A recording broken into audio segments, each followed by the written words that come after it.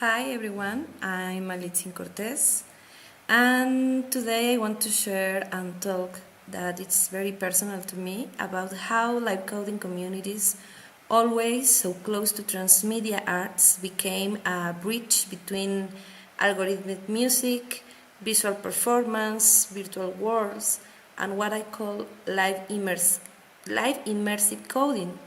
This is a journey across communities, tools, collaborations, and live experiences that shape my own research. Thank you so much for this wonderful new perspective to share together all these thoughts, and I'm so excited. My interest in all of this comes directly from being part of live coding communities where music, visuals, code, narrative, performance, and architecture constantly cross over. Live coding has always been transmedia practice, even before the word metaverse and that huge concept appeared for everywhere. And this transmedia nature, this way of expanding one practice into another, is exactly what opened my curiosity and also my mind.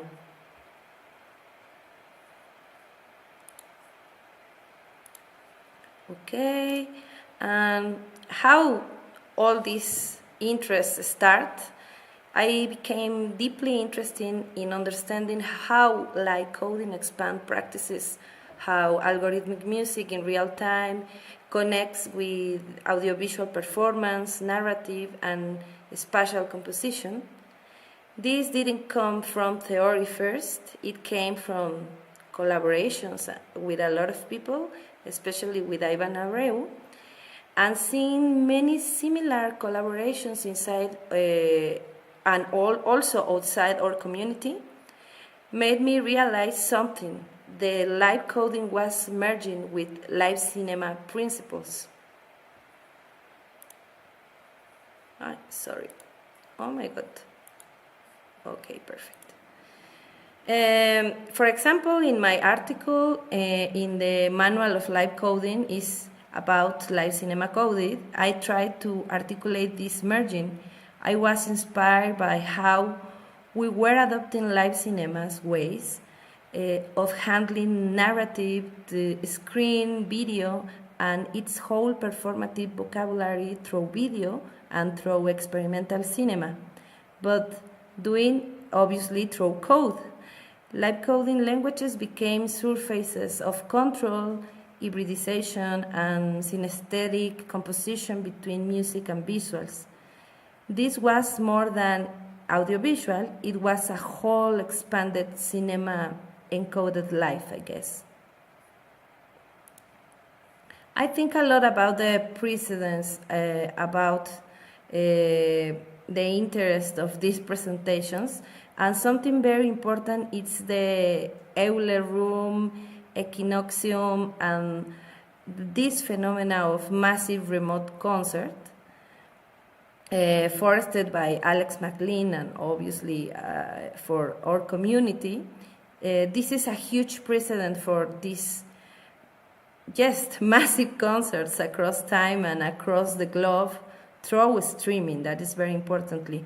Suddenly, it didn't matter where you were, people performed together from every continent.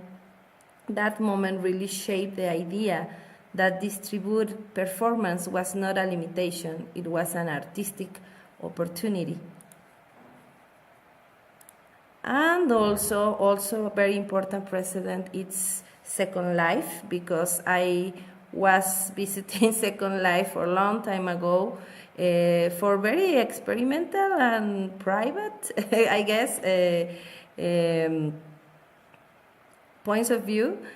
And before the pandemic, I had seen something similar inside Second Life, concerts, something super weird and very interesting, performances or live actions with artists, trying to using the capacity inside Second Life, of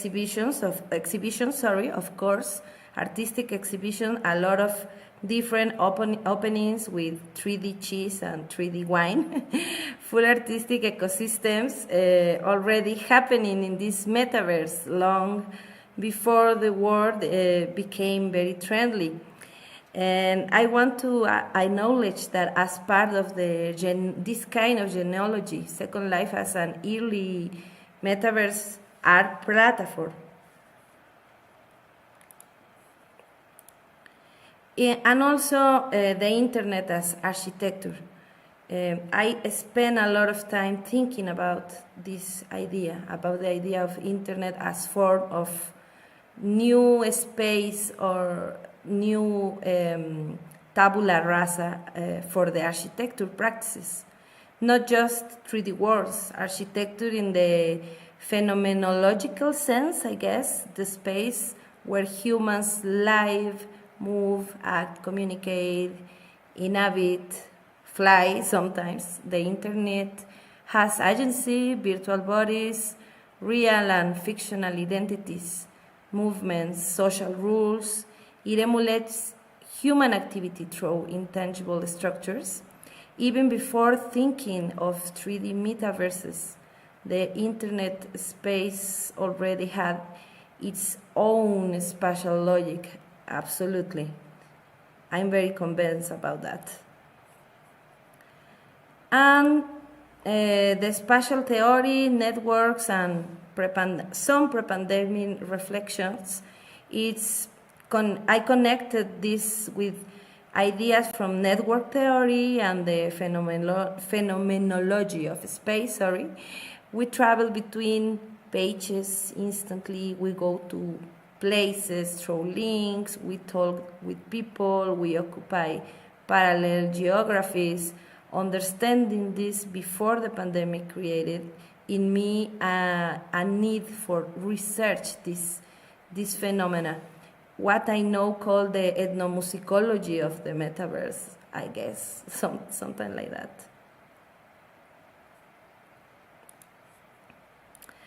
Okay, finally we enter in of this very terrific, horrible moment, the pandemic shift. And the pandemic arrived, and suddenly Mozilla Hubs became a key place, I guess. Not just a big metaverse like Zoom or YouTube, but something more intimate, a lot of experimentation there, and full of potential. Hubs became an alternative meeting place very quickly. Also became like an artistic laboratory.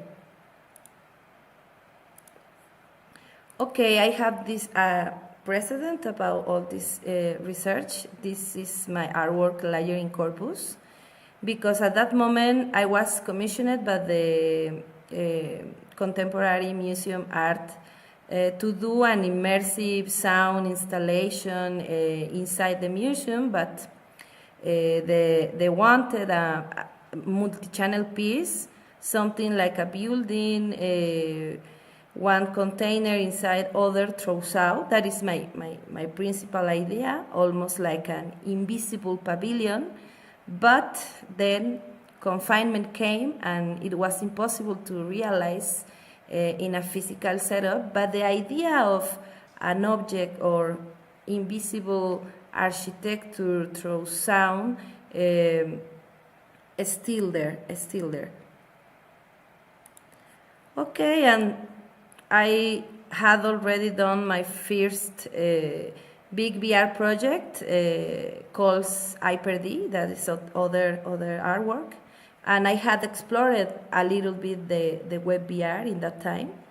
And then I entered a meeting inside Mozilla Hubs, and I saw in that place streaming, avatars, a 3D space, and also sometimes something very funny, chairs with people couldn't sit down. And I thought, what if I do my sound installation here? So I made a sketch I'll show the image here, aiming for a geometrical challenging space, something like that, with the idea of this architectural and sonic precedence of pavilions, like the Philips pavilion by Le Corbusier and Yanis Xenakis in the 60s. But that is my idea, because in that time I explored a lot the pneumatic and plastic structures. But my mistake, or my first mistakes, I had no idea in that moment about hubs and this tiny performance budget and the optimization rules. And this is my first pavilion there, and was very challenging have this kind of geometry and also the sound inside of the pavilion. And also here I discovered the spatial audio. I place a sound source and surrounded with my virtual avatar, my virtual body, and suddenly I hear a basic but very effective attempt at spatial perception. I exploring a lot of the web panning, and from that moment I didn't stop, I guess. I built a pavilion where walking through the space meant mixing the sound with your body and with your presence. Without meaning to, I built something like a listening organism. That is the principal idea. And also, when we opened this first pavilion, people came, they took photos, like in real social behaviors, appear very instantly, selfies, snapshots, visitors admiring the architecture of the space. This was very, very crucial in that moment, because it showed that metaversal spaces could recreate museum-like and concert-like experiences in that very difficult situation. And okay, after that, immediately I think in the community, or like coding community, especially in Top Lab MX, and I start to build and 3D modeling this virtual venue. I'm creating this space, a rave-like place inside an abandoned factory full of nostalgia, and we organized the first event at Today Algo Rave, where everyone could join. You could share your screen, customize your avatar a bit, very basic, but it worked. The response was huge and wonderful, I guess. And we collaborate with nodes in many countries and with people exploring these hubs as a party space. And also, because live coding is an expanded digital art practice, hubs didn't just attract our community. It became a place for experimental music, DJ sets, poetry events, art exhibitions, of course. I became, in that time, not only a performer, but also a technical assistant, helping others understand how to build their own spaces. I thought workshops, collaborate internationally, and learned together the limits and also the beauty and a lot of new sensations inside this new metaverse in hubs. I knew amazing people like Martina Menegon. She invites me to do different artworks inside her metaverses, and that was very wonderful. And parallel to this, I meet also other amazing people in the Patch XR community. They invite me twice to their patchathons. There we work with the idea of having a performer inside the virtual world, enjoying all its affordances, and a live coder outside modifying the environment in real time. And for me, both worlds are completely real, happening simultaneously for performance and for audiences also. And PatchXR is a very interesting tool and environment for create custom instruments, very similar like you can do in Pure Data. And after this collaboration, Ivan and I played together some special collaboration called Desierta, and that is a metaverse inside the empty cities. Inside the headset, playing these instruments, and Ivan with live coding, doing music, and also changing the environment, changing the texture. That was very interesting. We present this one in Mutec in the pandemic moment. And also I do this collaboration with Patch, trying also to modify some very I don't know, maybe textures and things like that inside the metaverse. Don't work, no worry. Okay, after that we moving toward about this concept of immersive coding, and this led to formalizing the research on immersive with the amazing residents in SIDKM with the On the Fly grant. Our desire was to connect scales to merge Unreal Engine with tidal cycles to build very, very custom spaces, and also explore the video game, explore the video game like a performance, and also the hybridation with like coding, tell histories, create these hybridations, performances.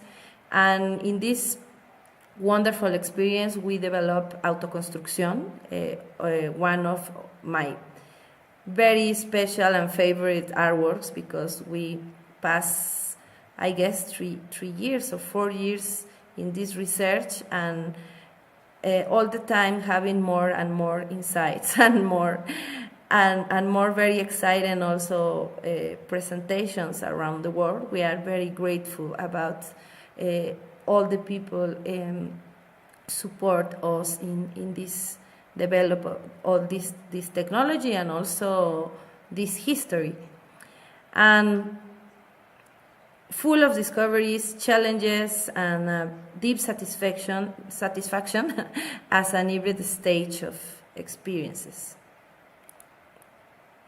And I continue currently. I in the postgraduate in technology and music, and I trying to expand this library for everyone, and also thinking a kind of methodology to abort these kind of ideas with these tools, specifically in Unreal, because Unreal is awesome, and also tidal cycles, and currently also using WISE for acoustic analysis. But that, I guess, that is other entire presentation. And finally, this year I decided to work also with the pandemic archive.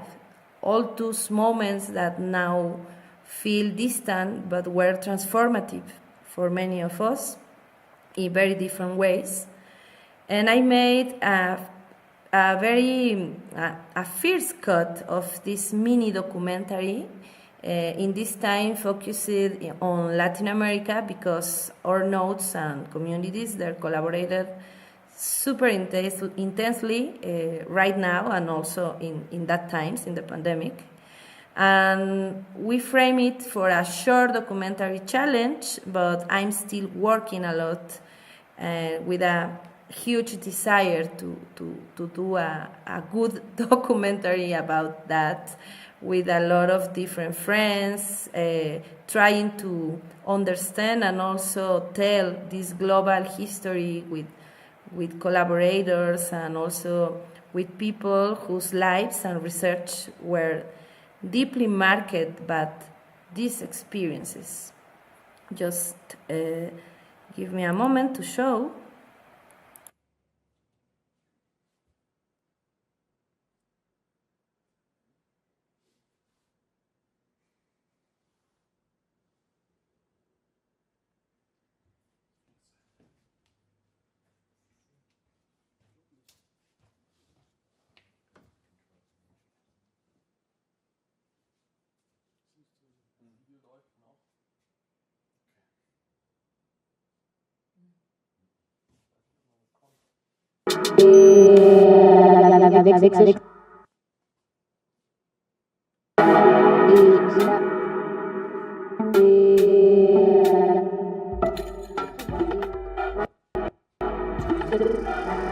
La música en vivo es emocionante.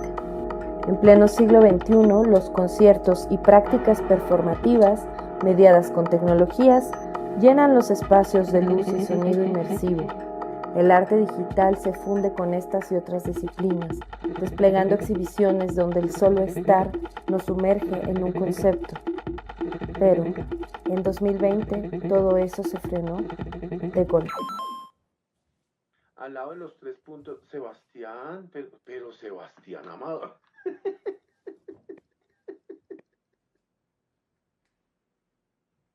El confinamiento impuesto por la pandemia nos enfrentó a desafíos profundos y transformadores. Los espacios del mundo quedaron vacíos, pero la necesidad de seguir creando se mantuvo vigente. Hola, yo soy Bianca Roela. Construimos un proyecto que era parte de un programa llamado Mercenarias del Fango, el cual surgió a partir de pues una serie de programas, de encuentros, conciertos. Aprendimos a usar el Cinehubs. En el metaverso hicimos una exposición de muestras de GIF, de video, muchos conciertos. Lo complejo del proyecto fue aprender todo de golpe, sin estar en contacto físicamente para hacer un concierto, por ejemplo.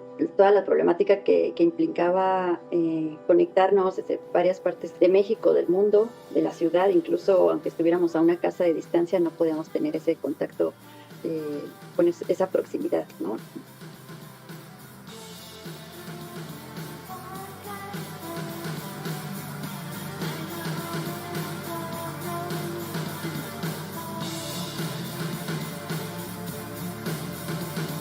Hola, yo soy Alexandra Cárdenas, soy compositora y también soy live coder.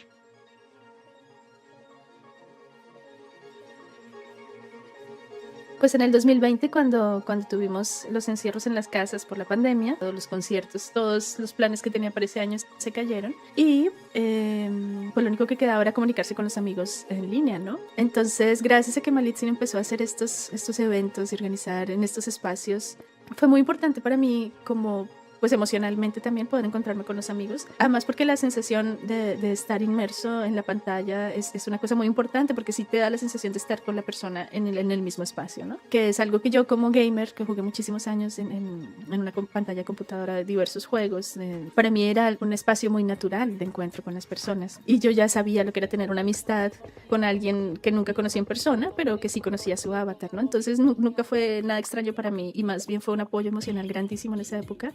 Y nos ayudó muchísimo, sí, también profesionalmente, porque nos dio muchas herramientas. De ahí yo empecé a seguir trabajando en audio, en realidad virtual, y empecé a dar talleres y conocí a varias personas en este mundo, otros colectivos que también trabajaban. Thank you so much, dear friends. Thank you for listening to this presentation. And see you on the metaverse, and I wish also on the real life.